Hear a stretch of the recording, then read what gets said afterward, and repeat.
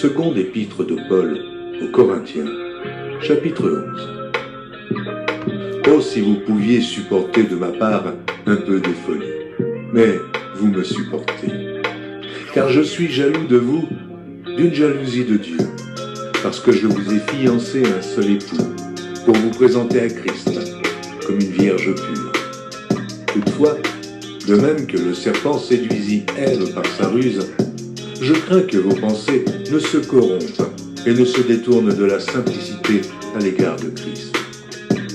Car si quelqu'un vient vous prêcher un autre Jésus que celui que nous avons prêché, ou si vous recevez un autre esprit que celui que vous avez reçu, ou un autre évangile que celui que vous avez embrassé, vous le supportez fort bien. Or, j'estime que je n'ai été inférieur en rien à ces apôtres par excellence. Si je suis un ignorant sous le rapport du langage, je ne le suis point sous celui de la connaissance. Et nous l'avons montré parmi vous à tous égards et en toutes choses. Ou bien ai-je commis un péché parce que, m'abaissant moi-même afin que vous fussiez élevés, je vous ai annoncé gratuitement l'évangile de Dieu. J'ai dépouillé d'autres églises en recevant d'elles un salaire pour vous servir.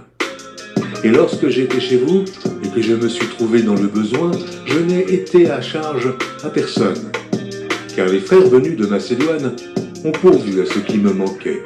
En toute chose, je me suis gardé de vous être à charge, et je m'en garderai. Par la vérité de Christ qui est en moi, je déclare que ce sujet de gloire ne me sera pas enlevé dans les contrées de l'Achaïe. Pourquoi?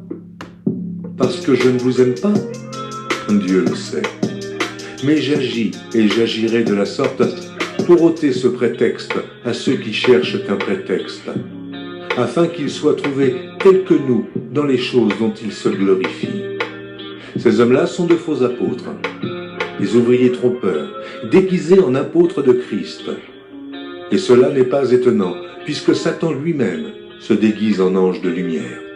Il n'est donc pas étrange que ces ministres aussi se déguisent en ministres de justice. Leur fin sera selon leurs œuvres. Je le répète, que personne ne me regarde comme un insensé. Sinon, recevez-moi comme un insensé, afin que moi aussi, je me glorifie un peu. Ce que je dis, avec l'assurance d'avoir sujet de me glorifier, je ne le dis pas selon le Seigneur, mais comme par folie. Puisqu'il en est plusieurs qui se glorifient selon la chair, je me glorifierai aussi. Car vous supportez volontiers les insensés, vous qui êtes sages. Si quelqu'un vous asservit, si quelqu'un vous dévore, si quelqu'un s'empare de vous, si quelqu'un est arrogant, si quelqu'un vous frappe au visage, vous le supportez. J'ai honte de le dire. Nous avons montré de la faiblesse. Cependant, tout ce que peut oser quelqu'un, je parle en insensé, moi aussi je l'ose. Sont-ils hébreux?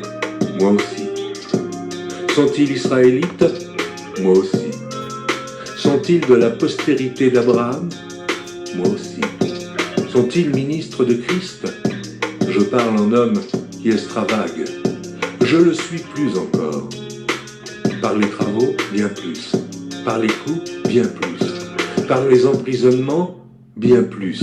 Souvent en danger de mort.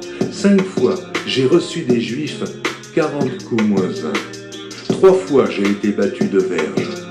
1 fois, j'ai été lapidé. 3 fois, j'ai fait naufrage. J'ai passé 1 jour et 1 nuit dans l'abîme.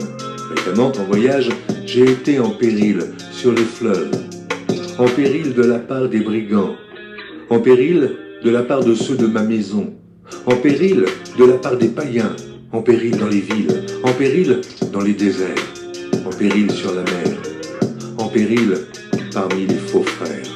J'ai été dans le travail et dans la peine, exposé à de nombreuses veilles, à la faim et à la soif, à des jeûnes multipliés, au froid et à la nudité, et sans parler d'autre chose. Je suis assiégé chaque jour par les soucis que me donnent toutes les églises. Qui est faible, que je ne sois faible? Qui vient à tomber, que je ne brûle? S'il faut se glorifier, c'est de ma faiblesse que je me glorifierai. Dieu qui est le Père du Seigneur Jésus et qui est béni éternellement sait que je ne mens point. À Damas, le gouverneur du roi Arétas faisait garder la ville des Damascéniens pour se saisir de moi. Mais on me descendit par une fenêtre dans une corbeille le long de la muraille et j'échappais de leurs mains.